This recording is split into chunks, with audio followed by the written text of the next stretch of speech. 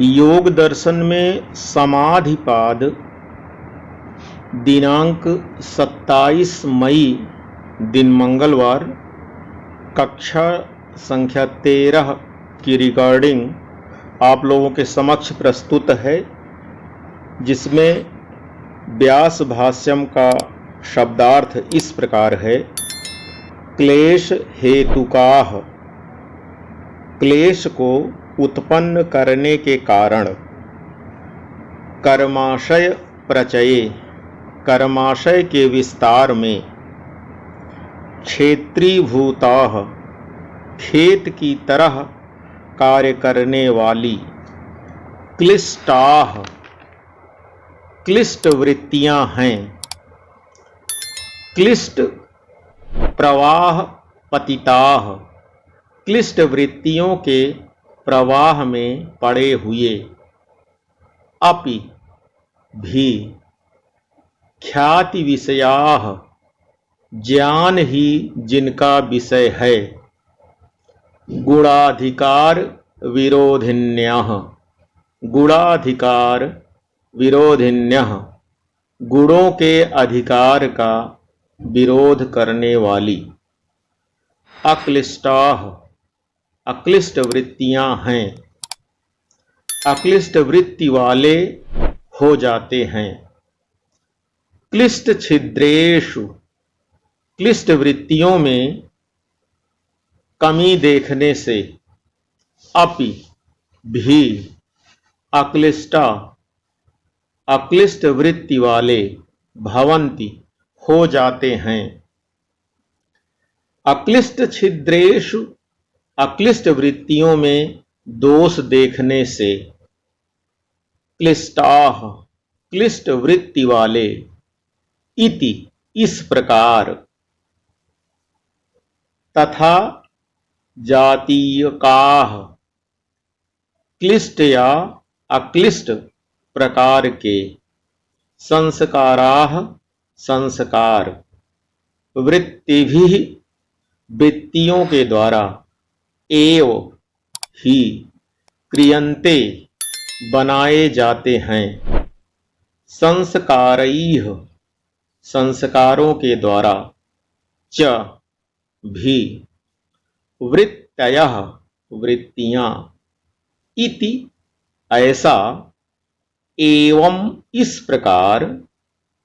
वृत्ति संस्कार चक्रम, वृत्ति संस्कार चक्रम। वृत्ति और संस्कारों का चक्र, वृत्ति और संस्कारों का चक्रम। अनिशम, अनिशम मतलब निरंतर। आवर्तते, चलता ही रहता है। तत्, तो। एवं भूतम, इस प्रकार हुआ। चित्तम, चित्त। अवासिताधिकारम, अवासिताधिकारम, अपने अधिकार को छोड़कर। आत्मकल्पेन, आत्मा के समान। व्यवस्थिते, व्यवतिष्ठते, व्यवतिष्ठते, शांत होकर बैठ जाता है। प्रलयम, अपने कारण में लीन हो जाता है। वा मतलब अथवा। गच्छति, हो जाता है। इति, समापन का द्योतक है। इसका भावार्थ इस प्रकार है।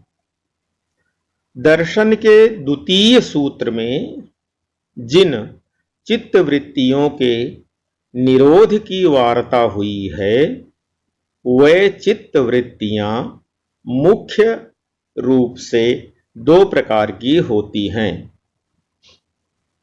पहली क्लिष्ट और दूसरी अक्लिष्ट। क्लिष्ट वृत्ति उसे कहते हैं जो क्लेश का कारण होती हैं।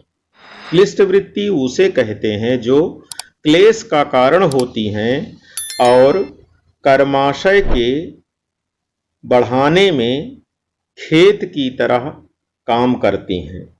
जैसे खेत में डाला हुआ बीज बढ़ करके मिलता है, वैसे ही ये वृत्तियां कर्माशय को बढ़ा करके क्लेश को उत्पन्न करती हैं। और अक्लिष्ट वृत्ति उनको कहते हैं जिनका विषय ज्ञान होता है और जो सत्व, रजस और तमस तीनों गुणों के अधिकार का विरोध करती हैं। तीनों गुणों के अधिकार का विरोध करती हैं।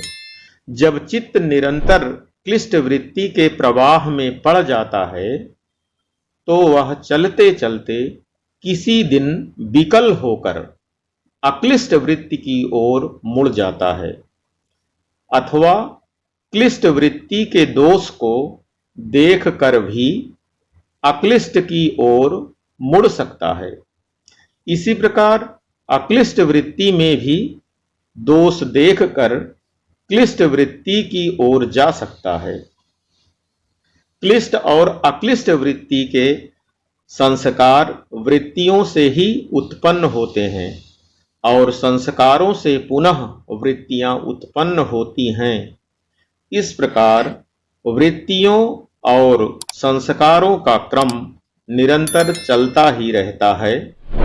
जब चित्त वृत्तियों से रहित हो जाता है, जब चित्त वृत्तियों से रहित हो जाता है, तब वह अपने अधिकार को छोड़कर जीवात्मा के अनुकूल शुद्ध होकर शांत हो जाता है और शरीर के छूटने के साथ अपने कारण मतलब प्रकृति में लीन हो जाता है।